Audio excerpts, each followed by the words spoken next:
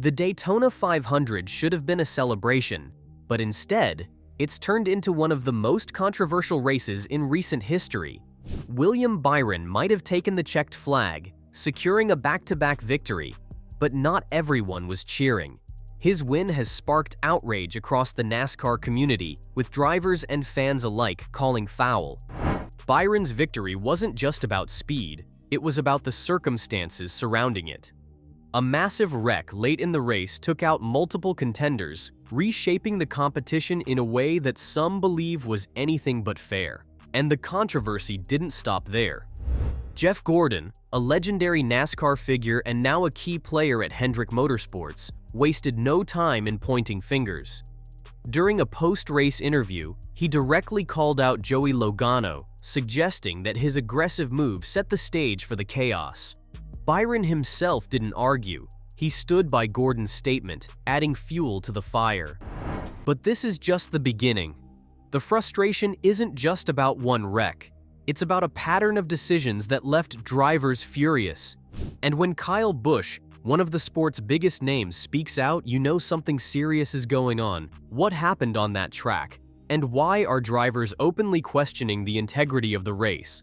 Buckle up, because this controversy is far from over. The collision that ripped the hope of muscle in all its NASCAR glory from the top names in its history happened with a massive crash that changed everything.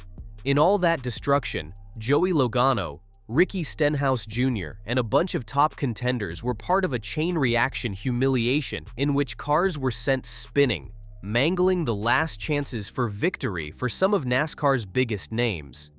Jeff Gordon wasted no time and was pointing fingers himself. In the post-race interview with William Byron, Gordon spoke out against Logano, accusing him of aggressive driving that heavily contributed to the ensuing chaos. His comments were surprising, especially for someone with his stature in the sport. The shock didn't end there. Byron did not back down from Gordon's words. He agreed with him and went even further, asserting that Logano was indeed responsible for triggering the entire mess.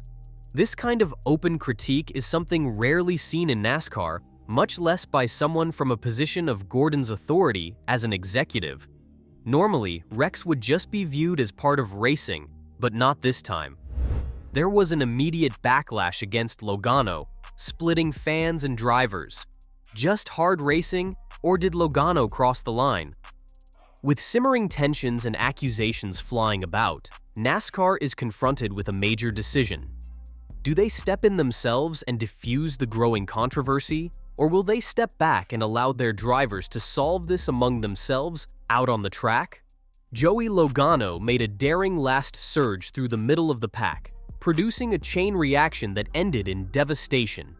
At that point, chaos in Daytona was high. The timing of this arrogant move could not have been worse, as it squeezed multiple cars together, leaving no escape route. The result? A massive crash took out several top contenders, leaving angry drivers and shocked fans. Kyle Busch was probably one of the loudest voices of dissent against Logano.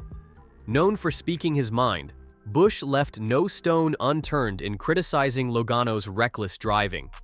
Dangerous decision, rather than hard racing, is the claim he put down.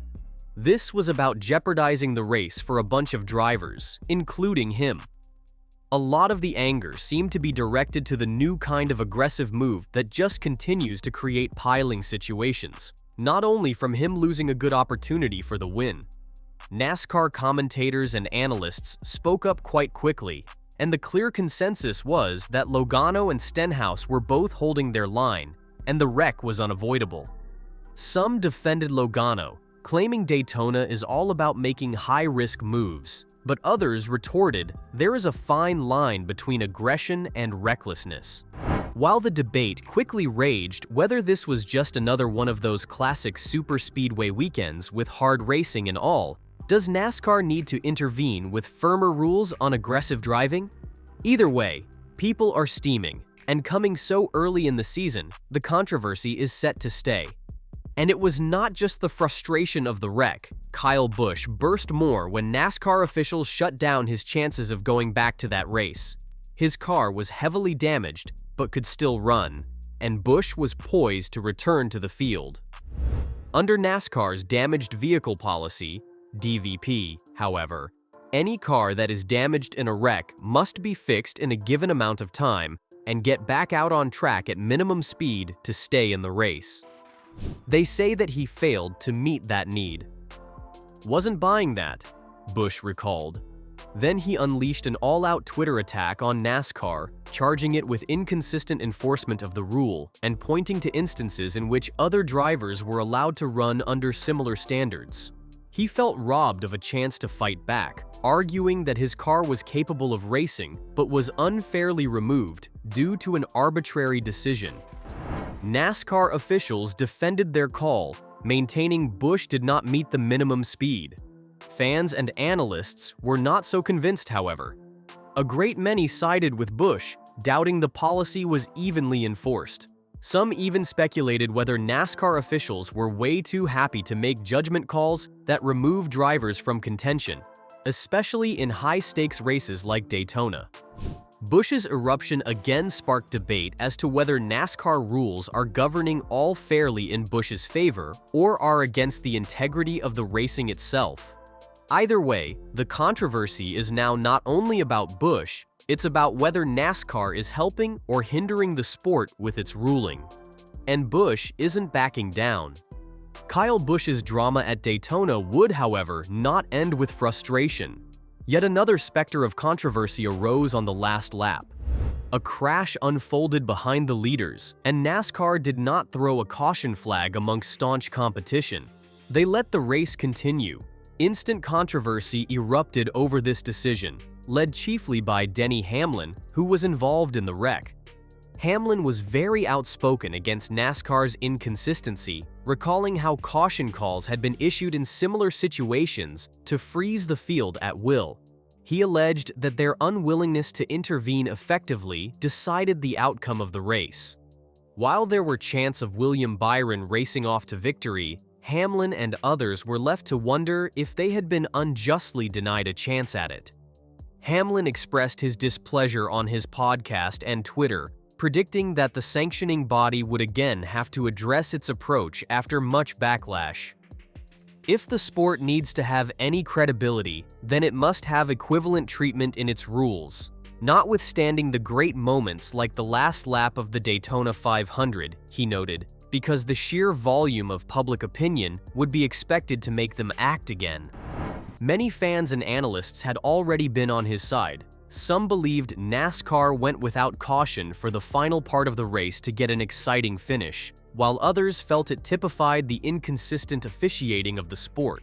Regardless, it eclipsed Byron's victory and raised questions on whether NASCAR calls would ultimately be under fairness or entertainment. With such outspokenness by drivers like Hamlin, NASCAR will likely have to state where it stands on late race cautions. Whether that will change anything, well, that remains unclear. There is a lot more to come out of this Daytona 500 debacle, and it won't end soon. The ire of several drivers continues to smolder, thanks to NASCAR, the most irate being Kyle Busch, who has made his stance clear that nothing will budge him from the damaged vehicle policy (DVP) issue. Busch has a reputation for saying it like it is, and he will continue to call out NASCAR about what he considers to be an inconsistent and unfair rule. Most fans are in agreement with him that if the car can still be driven, it should be able to come back into the race. Others argue in favor of NASCAR, saying that the policy exists to keep people safe and preserve the integrity of competition. But Busch isn't the only one upset. Denny Hamlin's frustration over the final lap caution non-call has also sparked heated discussions. Some believe NASCAR avoided throwing the caution to ensure a dramatic finish, while others feel it was simply an officiating mistake. Either way, the debate over NASCAR's decision-making process is louder than ever. Fans and analysts are split on whether NASCAR handled the race fairly. Some argue that Daytona's unpredictability is part of the sport, while others believe NASCAR's rules and officiating need serious reform. The controversy has created a divide between those who think NASCAR prioritizes entertainment over fairness and those who trust the system. This sets the stage for the upcoming Atlanta race, where all eyes will be on NASCAR's officials. Will drivers like Busch and Hamlin keep pushing back? And will NASCAR make any changes in response to the backlash? The tension from Daytona is far from over, and the next race could bring even more fireworks. NASCAR's Daytona 500 may be over, but the controversy is just getting started. With drivers calling out officials and fans divided, the next race could be explosive. Do you think NASCAR handled things fairly? Let us know in the comments, and don't forget to like and subscribe for more updates.